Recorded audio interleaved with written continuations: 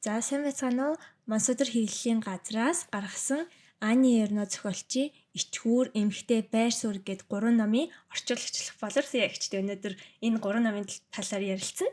Тэгээ болорсон ягч маань болохоор энэ 3 номоос гадна Амраг манай хэвлэлийн газраас гаргасан Амраг гээд номыг бас орчуулсан байгаа. Маргарет Юрагийн. Тийм Маргарет Юрагийн. За тэгээд өөр бас номод орчуулсан байгаа тий.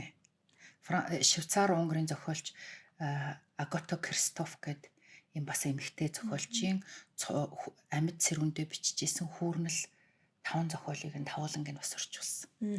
Энэ бол дандаа эмэгтэй зохиолч. Дандаа эмэгтэй зохиолчоор тэгээ дандаа Франц хэлнээс орчуулснараа онцлог байна. Тэгээ өнөөдөр бид хоёр болохоор Ани Эрногийн 3 номын талаар ярилцсан. Тэгээ энэ ном болохоор миний хувьд амар их юм гүн сэтгэл төрүүлсэн. Тэгээ асуухаас хідэн зүйл байгаа. Тэрийгээ тэгээ тавиас асууя. За хамгийн эхлээд болохоор Ичхүүр гэдэг ном байгаа. Тэгээ Ичхүүр гэдэг ном бол яг бусад номоос бол айгүй өөр санагдсан. Яагаад гэвэл тийм үйл явдал хөөсөн биш. Илүү юм өөрөө өөрийгөө харьцаа өөрөө өөрийгөө нэг бодож эргцүүлсэн ном юм шиг надад санагдсан байхгүй юу. Тэгээд яг энэ Ани Эрно гэж зохиолч Ичхүүр гэдэг номороо ичих тухай яг юу хэлхийг зорьсон бол гэж та бодож. Тэр ном болвол одоо Ичхүүр ном маань эхлэхдээ бол одоо ер нь бараг Ичхүүртэй хамаагүй ч юм шиг аав ээж хоёрын нэг хэрүүл ингээд нэг юм зодон гэхэд хаашаа нэг юм тэмцэлээр эхэлсэн байгаа шүү дээ. Тэгээд тэр маань 12 настай охинд 1952 оны 6 дугаар сарын 15 галбирт автгцаар байгаа тэр нь тогтогдсон биз дээ. Тэр өдөр охины аав ээж хоёр хоорондоо муудалцаад тэгээ аав нь одоо бүр сүулдэ нөгөө эр хүн чинь тэсэж хагаад дэлбрээд эхнэрээ бүр ууранда чирж аваачаад одоо нэг алхаар завддаг гэсэн алхаар завдлаа гэсэн үйлбэр эрхэлдэг штэ.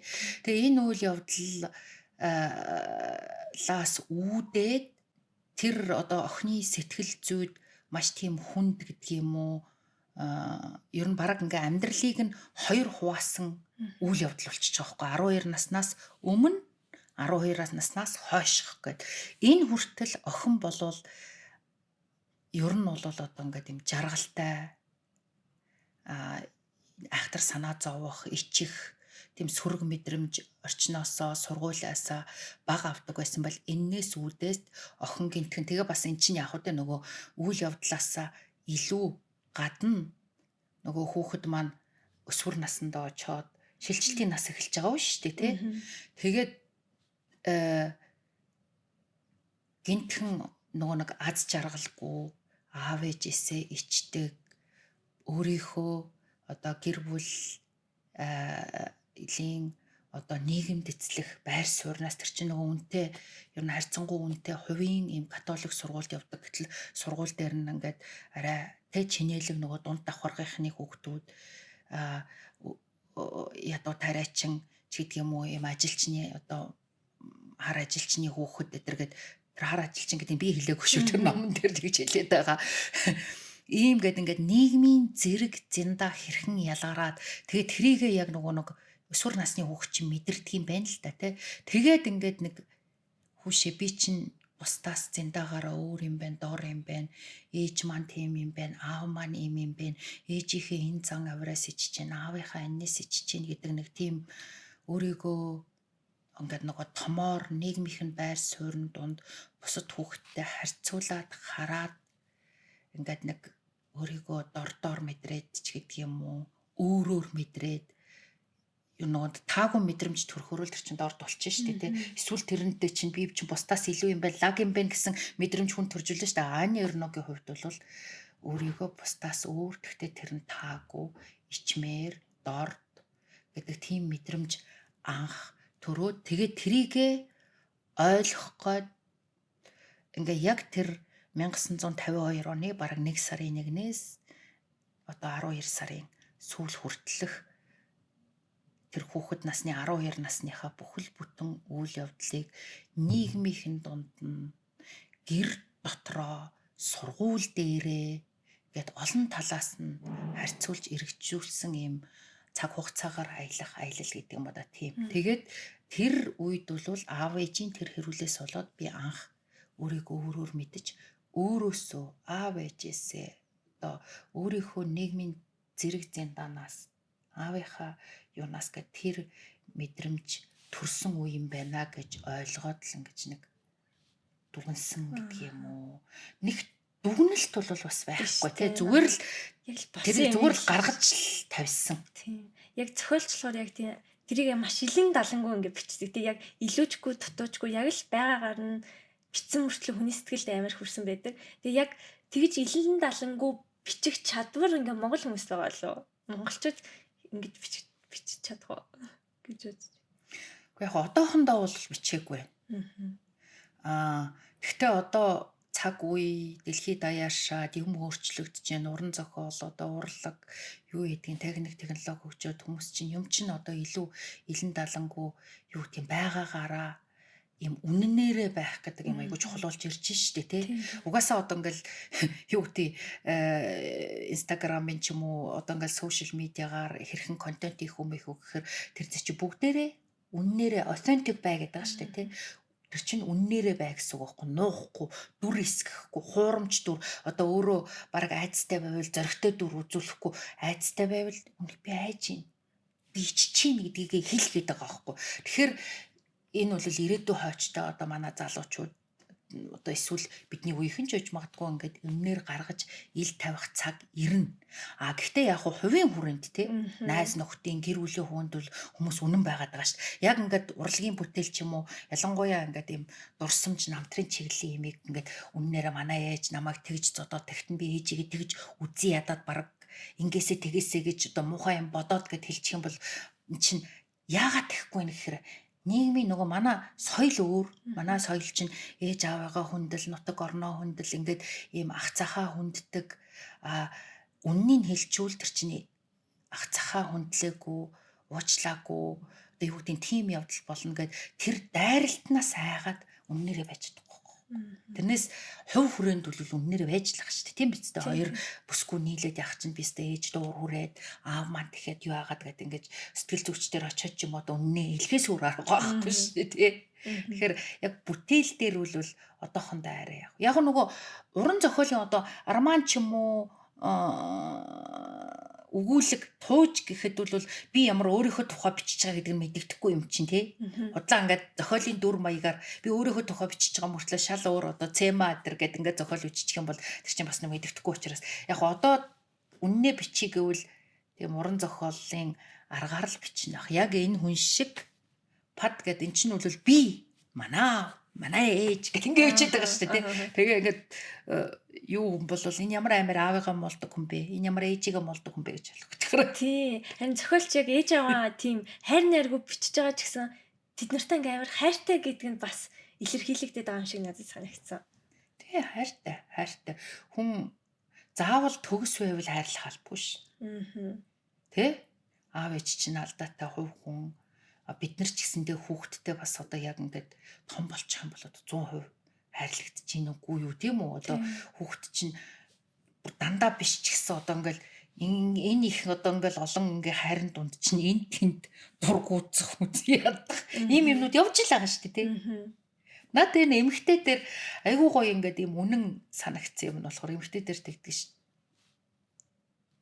бараг ингээд бас л тэр юу лээ өсвөр насныхаа үед ээж нь ингээл чи стандараа богнохоо богомсч болохгүй гуяа гаргаж болохгүй юу левчиг юу чүлээ те ингээл тэнгүүт нь бүр амар ингээл нөгөө хамаг юм заагаад хань уур ёо энэ ээж гэдэг хүн баг ингээ алга болчихсон байвал ямар гоё биш гэлээ те тиймэрхүү бод тэгээд тийм юм ээжтэй хайртай хүүхдэд төрчл байгаа ш тийм аа яг тэгж хэлэхээр ингээл дотор палыг л өнөр би ч гэж бодсон гэж бодож байгаа байхгүй.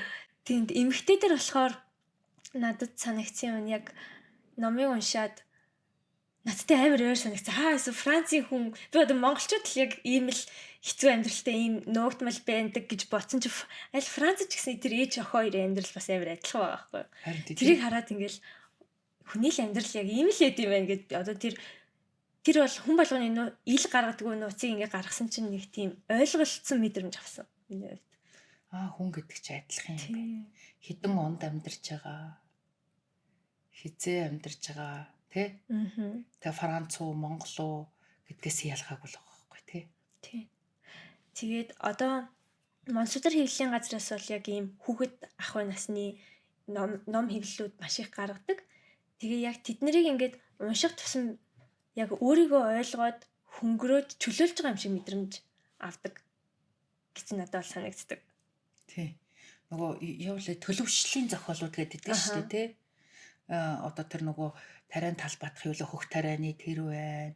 Тэгээ одоо миний орчуулсан номнууд болохоор зэрэг дандаа бага насны одоогийн одоо нийтлэг болсон хэллэгээр бол хүүхэд насны трама тий хүүхэд наснда одоо эцэг эхээс гэр орноос за цаашлаад нийгмээс сургуулаас ч юм уу авсан энэ сэтгэл зүйн гэмтэл шарах тэрний талаар одоо илэн далангуу хайр найргүй одоо илэрхийлсэн тийм уран зохиолуудыг эмгэгтэй зохиолчоос гадна дандаа тийм уран зохиолын одоо төр бүтээлүүдийг би түүх орчуулсан билж байна. Тэрийг гэхдээ би мэдээж ухамсартайгаа шийдэхгүй байгаа шүү дээ. Тэгэхээр энэ бас одоо миний орчуулагчийн хувьд бас нэг энэ цаанаасаа нэг даалгавар ч юм уу, дуудлага ч юм уу байсан юм уу гэмээр. Тэрээс би одоо өөрөө тийм юм сонирхол яг энэ ном л эсвэл бестселлер болох юм байна, энэ тийх юм байна гээгүй. Ингээд тэр бас нэг юм цаанаасаа ингээд учрал тохиол бүрдсэн байгаа байхгүй. Тэгэхээр тэгээд ер нь дэлхий дээр яг тийм уран зохиол ер нь одоо тийм илэн далангуу байх тий. Тэр нөгөө цагаан олтон молтой эднэр дээр амар бартас тий. Гих мэтийн ийм уран зохиол ер нь ийм чиглэл рүүгээ бас явчих шүү дээ. Тэр хин Мураками эднэр ер нь зохиолч чинь гадны зохиолчд бол одоо ингээл эрэгтэй хүүхэд ингээл тэр нэг Туркийн Орхон Памукийн нэг юмыг ингээл уншиж байгаа чинь тэгээл ингэж ийсэн аа за номоо уншичаал за тэр өрөөндөө очиод эрэгтэй хүүхэд ингээд байх чинь гарангалаг хийгээл тэргэл ингээл ийм юм Монгол зохиолч бол тийм юм яасан гарах бичихгүй шүү дээ тий. Яг тэр тэгээ энэ номнуудыг яг уншихаар хүн одоо би угаасаа л ийм гэдэг хандлагаас илүү би яагаад ийм болсон одоо энийг ингээд өөрийгөө өөрчилж чадах ингээд их үүсвэрийг нь олж чаддаг болж байгаа гэж бодож байгаа. Одоо яг ийм зохиолуудыг уншвал тий. Ягаад тэгэхээр би бас ингэж ийсэн штэ гэ тэ. Хэрвээ тэхгүй хүн ингэдэг юм байна. Өөр хүн юу гэдгийг тухайн нэг моментод эцэг эхийгээ ч юм уу үзэн яддаг болдго юм байна. Тэр үедхий үхээсэ гэж бодож болдго юм байна. Тийм юм байдаг юм байна гэдгийг хэрвээ мэдэхгүй болвол тэрэндээ хүүхэд ч юм уу хүн амар гэмшин штэ. Би айгу муу ох юм аа. Би ямар муухай юм бэ гэдэг. Тэгээд тэр одоо бодол чинь тэр хүний эрчим энергийг яагаад тэгээд айгүй юм дорд. Ер нь бол ингээд бас сэтгэл гутралд тэр оруулах боломжтой байхгүй. Хүн чинь сөрөг мэдрэмжийг одоо энэ сэрүүн байгаа үедээ аль болохоор л их л мэдрээд байвал тэр чинь сэтгэл гутрал шүү дээ. Тэ? Тийм. Ичгүүр, айдас, гэмшил одоо юу гэдгийг тэр бүлийн чинь сөрөг мэдрэмжтэй уур гээл тэ. Тэрийг ингээ байнга мэдрэл сэтгэл гутрал гэдэг юу юм чи сэрүүн байгаа цагта юу ер нь бол тий сэрүүн байгаа цагта л дандаа новшийн мэдрэмжтэй байх. Тэр эморл нь дандаа сөрөг дээрээ байх тийм үү? Эморл нь хэрэг баяр жаргалтай хөөрөл дээр догтлол дээр байвал эн чинь эерэг мэдрэмж болоо явж. За тэгээ нэг юу байр суурь гэдэг номон дээрээс нэг санаанд орсон юм нөгөө аав нь нас орчдээ штэ. Тэгэнгүүт аав нь дээд давхарт ингээд нас орсон байж хат ээж нь нөгөө нэг дэлгүүрээ хаахгүйгээд ажиллаад биж идэг. Тийм. Тэр хэсэг одоо тэрийг уншсан хэсэг монголчуудад одоо ямар санагдах бол жишээ нь хүмүүст амар ийм нэг ямар амиа ботсон юм бэ ч юм уу. Нэг тийм бодол төрүүлэх байх гэж бодоод байгаа. Яг тэгвэл тэр хүн одоо дэлгүүрээ хаахгүйгээл ингээл ажиллаад байгаа шүү дээ. Дээр нь тэнд ингээд нас орсон хүн байгаа. Нас орч чадах чинь тий. Тэнгүүт хүмүүс амар тэрийг өөрөөр харна шүү дээ. Одоо монголчууд гэх юм уу? Тий. Тэр бол яг нөгөө нэг тийм монгол хүний сэтгэл зүй, соёлын онцлогт бол тэр үнэхээр би Монголын бараг бүх хүмүүс тэрийг бол ер нь зүү зогсгүй буруу тий. Тэр чинь айгүй хүн чанаргүй тий. Нөхөр нь ингээд ер нь гэрийнх нь нэг хүн заавал нөхөр нь байх албагүй хүн нас урчаад ах чи одоо орлого бизнес ч гэдэг юм уу яг орлого гэдэг утгаараа биш тэр эмэгтэйгийн хувьд ээжийн хувьд бол зарчмал байсан бах л да илүү за манай дэлгүүр оройны 19 цагаас хаадаг тэгэхээр зэрэг манай клиентүүд одоо талхаа авах гэдэг чинь бас ойр хавийн хамаг хүмүүс хүнсээ авдаг дэлгүүр байгаа шүү дээ тэр клиентэ бодсон ч байж бас болно шүү дээ бид нар л зүгээр өөрийнхөө өнцгөр харах гэдэг энэ одоо амиа хийчээж мөнгөний төлөө улаарч өглөө юу, хатлаа юу гэж бодож гэж өөрснийхөө дүнж байгаа. Гэтэл эн чинь бас нөгөө талаас эерэг юм байж болох байхгүй. Тэр хүн үйлчлүүлэгчийнхээ эрх ашигыг нэгдүгээр тавьсан байж болно шүү дээ. Тэр орой ингээд үдээс хойш нь хаачих юм бол тэр авийг чинь хүмүүс сүүгээ талхаа маха юу гэдгийг ойр зууныхаа хэрэгцээг авдаг. Тэр чинь нөгөө хаасаагүй дэлгүүр мухлагтай газар биш шүү дээ. Тэгэхээр тэднэрийгээ бодоод тэднэрийгээ эргэтэн гэсэн утгаар тагсан байж болох юм. Томоор ингээд харж үзэх юм бол гэхдээ ер нь бол яг ингээд шууд анхныхаа сэтгэлдээр яах юм бол бас л харгас юм шиг хатууч юм шиг болж байгаа. Гэхдээ энийг өөр өнцгөөс хэрвээ Монголд те одоо дуучин юм урлагийн хүн байсан бол тэр дуучин хариунаг гэдэг шүү дээ. Аав нь яг ингээд концертод ороод дуулах байсан чинь тэр дуулахынхаа өөрөө тайзан дээр ингээд гарахаасаа өмнө аав нь нас орцсныг сонссон гэж байгаа. Тэгэхээр эн чинь аавын хайртай байсан эрх инхрийн нандин байсан охин тэрийг дуулчихар чинь тэр хайртай хүнээ алдсан гэдэг тэр мэдээ чинь хүний биен дээр зөвхөн энэгөрөөш бүр биен дээр ингээд шок болж ирдэг юм билээ шүү. Хүн яг ингээд бараг ингээд чичрээд ер нь бол нэг юм шоконд ордог. Тэгээ хэрвээ тэр нь гинтийн байх бол бүр амар. Тэгээ тэр аав нь ерөнхийдөө биеийн муудсан гэдгийг мэдчихвчиг ингээд шоконд орж байгаа мөртлөө урлагийн хүний хувьд бол юу гэдэг манай аав нас сурчлаа. Би одоо ингээд концертын чи орохоо боллоо. Аав руугаа явлаа гэдэг ингээ явж болохгүй шүү. Тэнгүү чи нэг ингэж хашгирч гэлөө уйлж аваад тэгэл сайн байцгаана уу гэл ингээл баяр жаргалтайгаар ингээл гараад дуугаа зүгээр дуулаад орж ирж байгаа байхгүй. Тэгэхээр урлагийн хүний хувьд бол энэ чи өөр шүү. Тийм байна тийм. Гих мэтчлэнгээр яг ямар хүний хэний өнцгөөс яаж хараад ингэж ин гэдгээс шалтгаална. Гэтэ яг нийтийн яг чиний саяын тохиолдолд бол тэр эхнэр хүний хувьд бол жоохон сатуул юм шиг. Гэтэ тэр эхнэр хүн үйлчлүүлэгчтэй бодсон байж болно шин. Тийм. Одоо хүүхэд багасаа ээж аваахаа гэр бүлийнхаа сайн муу бүх юм ингээл хараад явж байгаа штеп. Тэр болгоны хүүхэд ингээ гадагшлуулахгүй байх ямар гэдэг бол одоо та ер нь таны хувьд яадаг вэ? Та тэр болгоныг яаж гадагшлуулдаг вэ гэх юм уу?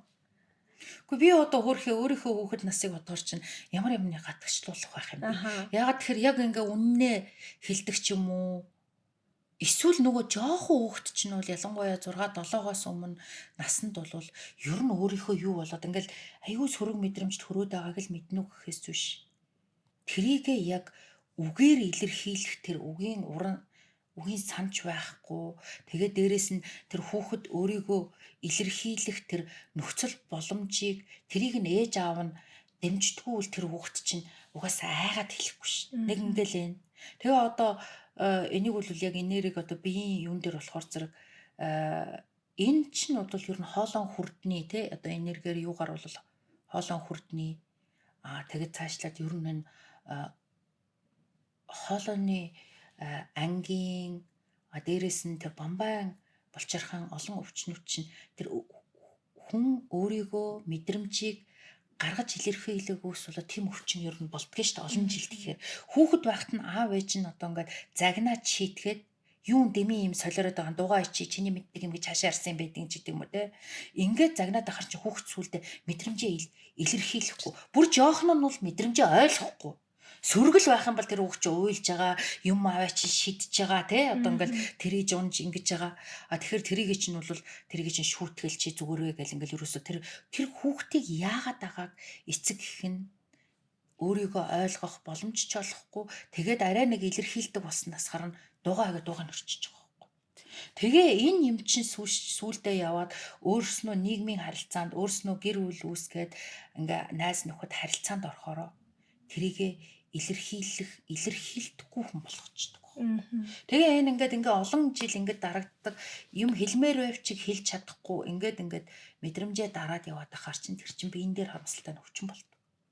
Тэрийг ингээд бүр хав дараад өөрөө хүртэл мартцсан байх үе байх уу?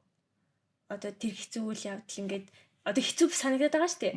Тэгээ ингээ яагаад хэцүү гэдгийг мэдэхгүй байгаа тохиолдол. Би бол тэрийг яг хүн маш их бодох хэрэгтэй бас тэрийг ил гаргах айгүй хэцүү гэж бодоод байгаа. Мартаад хэрэгээр хүний нөгөө нэг одоо далдах хумсар гэдэг юм уу сэтгэл зүй гэдэг чинь нөгөө хүн чинь амьд үлдэх хүний туйлын одоо юу гэдэг хамгийн анхан шатны хэрэгцээ бол амьд үлдэх хэрэгцээ байгаа шүү дээ тий амьд байх. Тэгэхээр уг тэр анх одоо мэдрэмж нь бүр амар гашуун маш их хэцүү хүнд мэдрэмж байсан болвол тэрийг чинь тэр мэдрэмжийг чинь дахин ингээд сэтрээгээл ингээд бодоол ахаар юу гэдгийг тэр хүн чинь зовно шүү дээ. Тэгэхээр хүний ухамсар хүний бие эргэтэн тархитайгаа хоёулаа тэрийг ингээ хүчээр ингээ бүр байхгүй юм шиг болгоод одоо ухамсарынхаа сэтгэлийнхээ гүний гүнд оруулаад дээрээс нь мянган ямаар дагаад одоо цоочтой авдранд хийгээд ингээд төгччихдөг байхгүй. А тэгэхээр тэр юм мэдрэмж ямар үед гарч ирэх вэ гэхээр зэрэг тэр гашуун одоо хэцүү байсан тэр мэдрэмжийг анх үүсгэсэнтэй нь төстэй үйл явдал гарахаар гинтхэн одоо сэтгэл готролт гэдэг юм уу тийм юмд одоо ингээд нөгөө амар юм болно шүү дээ. Тэгээд тэр нь юугаар яг урлаг тэрэнд энэ уран зохиол урлаг кино айгуу чухал. Ингээл трийгээ ерөөсө бодохгүй гэл ингээл тэгэл тэгээ бүр байхгүй болсон юм шиг одоо юу гэдгийг 5 настай байхад нь ээж нь амар ингээд ээж нь нас орлаа. Тэгээд тэр нь бараг нас орж яхах нь хардаг ч юм уу одоо эвгүй байдлаар эсвэл аав нь ээжийг нь амар цус нүчтэй нь хойлоо зодсон ч юм уу тэрийг чинь хүүхэд амар болоо тэгээд тэрийг бодох тусамд нөгөө хүн чинь хүүхэд амар болдог учраас тэрийг одоо бүр байхгүй юм шиг тэр үйл явдал огт болоогүй юм шиг тэрийг бүр мартчихад ил ухамсар дээр ерөөсөө байхгүй мартаж болно. А гэхдээ дараагаар нь охиныг нь нөхөр нь зодж яхахыг харах ч юм уу одоо мэдгүй түүнтэй төстэй үйл явдлыг амьдрал дээр харах эсвэл киноноос харах эсвэл ном уншиж хахад тэр сэтэрч ирэх байна. Тийм учраас энэ хүүхэд насны шарах гэмтлийг олж илрүүлэхэд яг бол бид нар ямар шарах гэмтэлтэйгээ явж байгаа ш. Одоо бүгдээрээ л нэг их тэр сошиалаар харахаар чинь эднэр бүгдээрээ л нэг их өөрснийхөө сэтгцэн юмтайг мэдхгүй нэг их мундаг бүгдээрээ энэч сэтгцэн юм гэхдээ тэрч сэтгцэн эмхтэй гэсэн мундаг юм битсэн хүмүүс аа яг харахаар өөрснөө сэтгцэн ерөөсөө сэтгцэн октын травмагүй хүн гэж байхгүй байхгүй. Тэгэхээр өөрснөө хашруу тэрийгэ мэдхгүй л яваад байгаа байхгүй юу? Тийм. Яагаад тэгээ мэдхгүй байх нэхэр тэд нар чинь ном уншихгүй байна. Уран зохиол уншихгүй байна. Тэгээд дээрэс нь кино үзэхгүй байна тий. Тэрийг янгуутал тэрэн дээр шарах ингээл амар эвгүй мэдрэж төрж өгвөл тэр хүний шарах нь явж идэг. Яг таны сая хэлснийхийг ааны ер нь бол яг сайн гаргаж ирч чадсан гэж бодож. Яг энэ утгаараа бас Нобелийн шагнал авсан. Тийм. Ааны Эрноч нь бол ийм зохиомл юм бичдэггүй зөвхөн өөрийнхөө амьдралын одоо нэг юм онцгой гэдэг юм уу нэг юм эргэлтийн үеинүүд нь шүү дээ тийм эсвэл дотоод сэтгэлийн эргэлт эсвэл нөгөө гадаад одоо үйл явдлын эргэлт юм уу тийм эргэлт болсон үйл явдлуудыг ийм уран зохиол ийм эссе ч гэдэг юм уу ийм стил жанраар ном болгоод. Тийм учраас Ааны Эрногийн бараг бүх ном дандаа юм жоохон тий одоо ингээ байр суурь гэх чинь аав нь нас урсан үйл явдлаас үүдээд л тэр аавыгаа одоо ингээд бүр өөрийнх нь аавын амьдрал битгий эмээ өвгийнхээ аавынхаа аав ээжийн амьдрал руу ороод яагаад өнөөдөр миний аав ийм ичгүүрийн мэдрэмжтэй ийм өөртөө итгэлгүй ингээд олон хүний дунд орохороо өөртөө итгэлгүй ингээд бие барьдаг одоо ийм одоо зам байдалтай болсон юм бэ гэдгийн учир шалтгааныг аавынхаа бага нас руу за тэгээд цаашаага эмээ өвөрөөгөө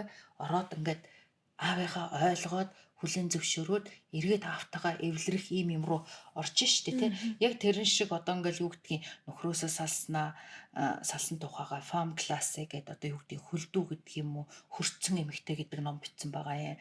Тэгээд нөхрөөсөө салчаад одоо ингээ явж байхдаа нэг их нэртэй Оросын дипломатын нууц амраг болоод тэрийг юу вүлээ нэрийг одоо мартчих. Бас нэг ном болгоо бичсэн байгаа. Тэр нэг харилцаа одоо нууц амрагийн хүний нууц амраг байсан тэр харилцаа чинь нэг жил хагас ч юм уу одоо үргэлжилж байгаа шүү. Тэрийгэл ном болгоод бичтэр чи ерөөсө жинхэнэ өөрөөрөө үннээрээ одоо айхгүй те хүн намайг ингэж шүүн ингэж муулна гэж айж ичхгүйгээр ингэж ил гаргаж хэлнэ тэрийг нь унссан хүмүүс гэд бас өөрснийхөө тэр ямиг хүн чинь нөгөө ижил төстэй юмараа холбогддог шүү дээ. Тэрүүгээр ингэж гоё ойлгож ухаарад би бас ингэж байгаа юм байна.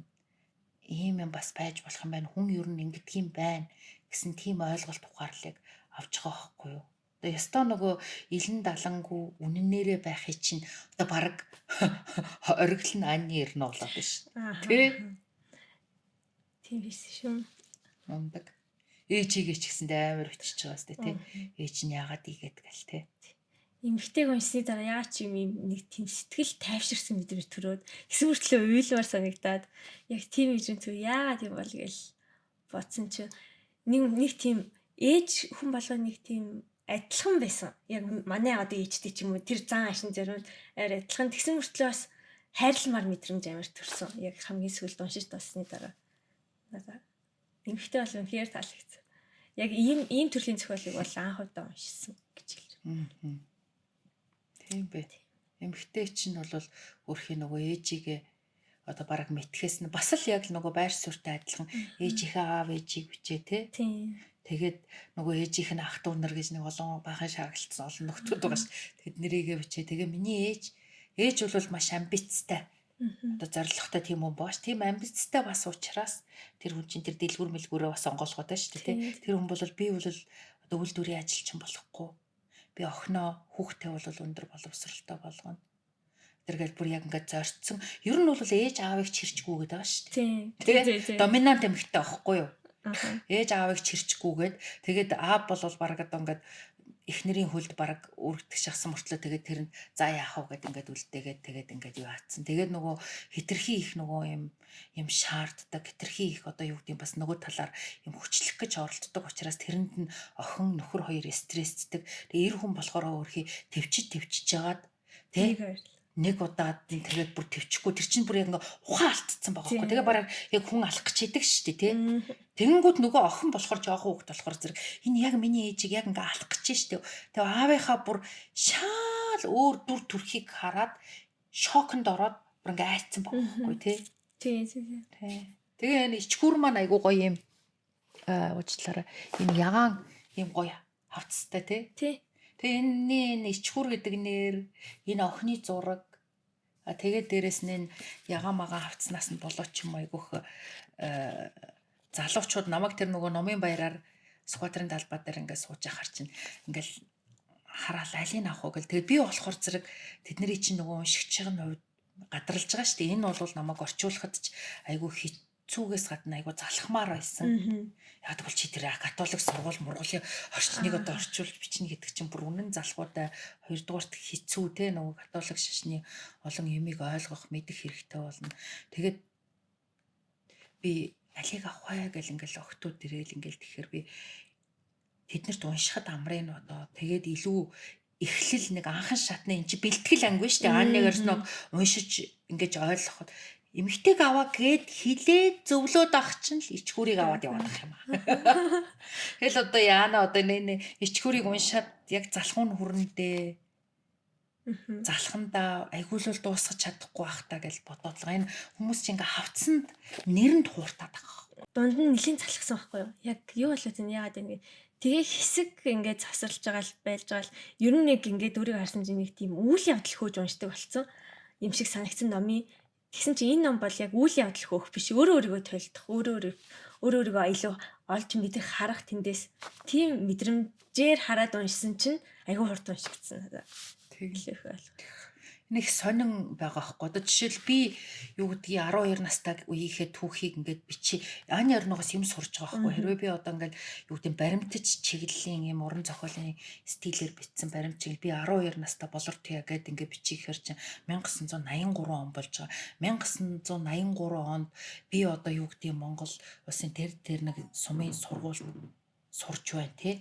Тэгэхээр чим одоо миний тэрүүгээр бол тэр Хинтээ аймгийн Цэнхэр мандал сумын 8 жилийн сургууль тэр үеийн багш нь ямар байсан, сургууль нь ямар байсан. Тэр сумын орчин үеийн тэгээд Монгол улс даяар юу болж исэн. Тэгээ эн чинь бүр Францын ерөнхий сайд хэн байв гэл те. Тэгээд тэр хүн ямар эдийн засгийн бодлого явуулж байв. Дэлхий дээр юу болж байв. Тэ тэр үед 1952 онд тэгээд гэл тэгэхэр чи би бодож байхгүй. За тэгээд Цэдэнбал дараагыг бичих юм байна. Ингээд тэр үед одоо юу гэдгийг 6 дугаар 5 жилийн төлөвлөгөө болоод Монгол оронд ийм одоо чухал үйл явдал тэрийг чинь бүр ингээд энэ жоохон охины энэ нэг аав ээжээрээс ягаад ингээд зүүм аут болол холдоол ингээд бүр томроод арай л ингээд Франц улсыг бараг дэлхийн тавцсан дээр өвчиг тэгж холдож ингэж бичиж байгаа байхгүй. Тэгэхээр тэр чинь одоо суралцаагүй ч гэдэг юм уу ер нь ингээд жоохон тийм үйл явдал хөөдөг хүн төлөөл яг ингээд залхаж ирнэ. Тийм байлаа. Тэ. Ааны орног бол эмэгтэй хүмүүс ер нь хүмүүс унших хэвээр аав ээж болсон залуу хүмүүс унших хэвээр уншихаараа чи өөрийгөө ойлгоно тий. Ааны орногоор дамжуулаад өөрийнхөө аавыг ойлгоно. Ээжигээ ойлгоно. Ээжигээ өөр нүдээр харна. Аавыгаа өөр нүдээр харна. Тэгээ ойлголцол хүлэн зөвшөөрлийн ийм одоо сэтгэл зүйч гэдэг юм уу ийм нэг юмд хүрнэ. Дараагаар нь энэ өөрийнхөө мэдрэмжийг олж таньж ингэхэд бол айгүй чухал хэрэгтэй. Тэгээ яг монгол хэлээр гарсан дараалал нь эмэгтэйгээ уншаад, байр суурийг уншаад хамгийн сүүлд нь энийг унших хэрэгтэй байна. Тэгвэл залхах нь айгүй ойлгоно. Би яг эмэгтэйг уншичаад ичгүүрийг уншсан бай. За байр суурийг уншвал бас их хэрэгтэй шүү. Байр суурь уншсан. Тэгээ сүүлд нь 3-т нь уншсан ч маш тал. Аны ер нэг шинэ ном гарахгүй хаа. Мэдгүй. Үгүй мас удраас бол гаргана л ах л та. Миний хувьд бол одоо ингээд. Аны ер нэг ахиж ном. Нэг зохиолчоос 3 ном гарч байгаа чинь. Тэр нөгөө он жилүүд нь гарч магадгүй юм шиг байлээ. Гэтэ тэр бол бас нөгөө ийм маркийн тэр нөгөө бараг Францын бүхэл бүтэн 50 жилийн түүхийг тийм нэг өөр өнцгөөс хувилбар бичсэн юм шиг байлаа шүү дээ. Тэгээд би тэрийг бол уншаагүй. Тэгээд тэр нь болохоор нэгдүгээр түнд тийм ном юм шиг байлаа. Тэгээд тэрүүгээрээ бол Нобелийн шагнал хүртсэн шүү дээ. Тийм. Тэр илүү тийм том даацтай бүтээл байхгүй юу? Тийм. За ингээ ирсэнд баярлаа. Баярлалаа намайг урьж оролцуулсанд баярлалаа. Уката баярлалаа. Мос ударта баярлалаа. Тэгээ мос удартайгаа хамтран ажиллаад ийм гоё алдартай тэ Нобелийн шагналт болон бас Нобелийн шагналгүй юм алдартай тэ Маргарет Дюра эднэрийн юм гайхамшигтай ийм гоё зохиолуудыг монгол хэлэнд хүргэх уншигчтай одоо ингээд хүргэх ийм гоё алтан боломжийг олгосонд нь бас их баяртай талархалтай явдаг шүү. За баярлалаа. Олон хүмүүс уншаарэ гэж сида.